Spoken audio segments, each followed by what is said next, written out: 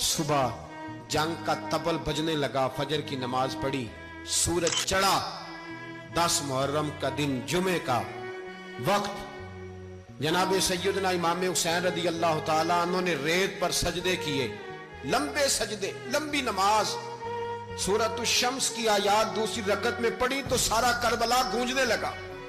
کیا انداز تکلم تھا امام علی مقام کا۔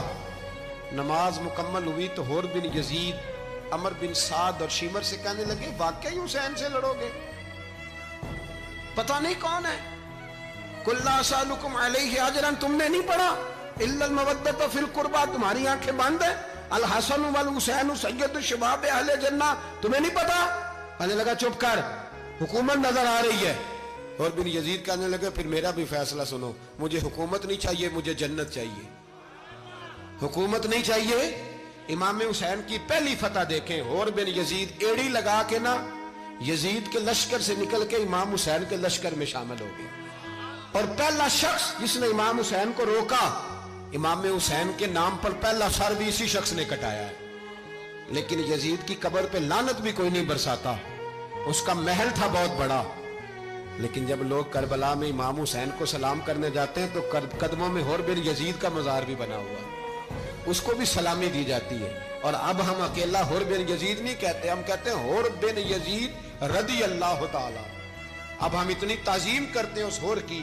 جناب امام حسین کو میدان میں کھڑا کیا گیا، جہاد کا طبل بجا، پہلے خدام آئے، اور سن لو حضرت سیدنا امام حسین رضی اللہ تعالیٰ عنہ صبح جب جہاد کا وقت آیا، پتہ کون کون تھے کربلا میں؟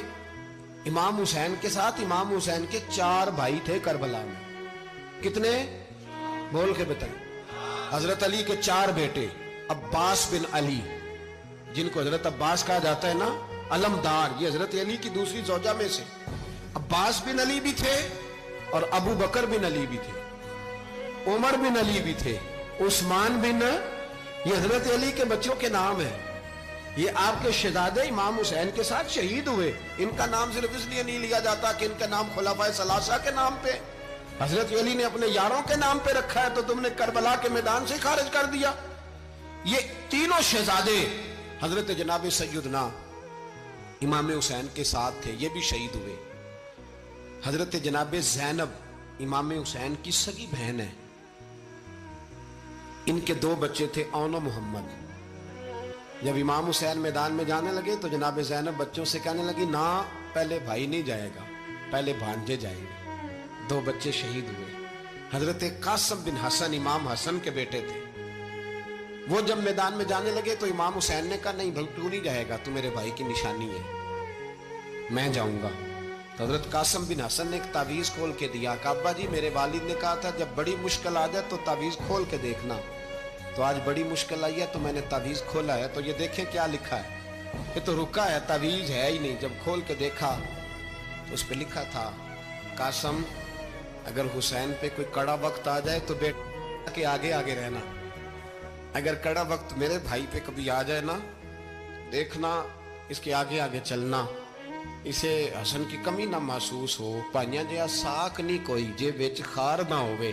سیدنا امام حسین پہلی دفعہ کربلا میں اس وقت روئے جب یہ رکا، آپ نے دیکھا تو فرمایا ٹھیک ہے، اگر حسن کی یہ وصیت ہے تو میں نے زندگی میں اگر ان کی ہر بات مانی ہے اب بھی مانوں گا، تمہیں اجازت ہے۔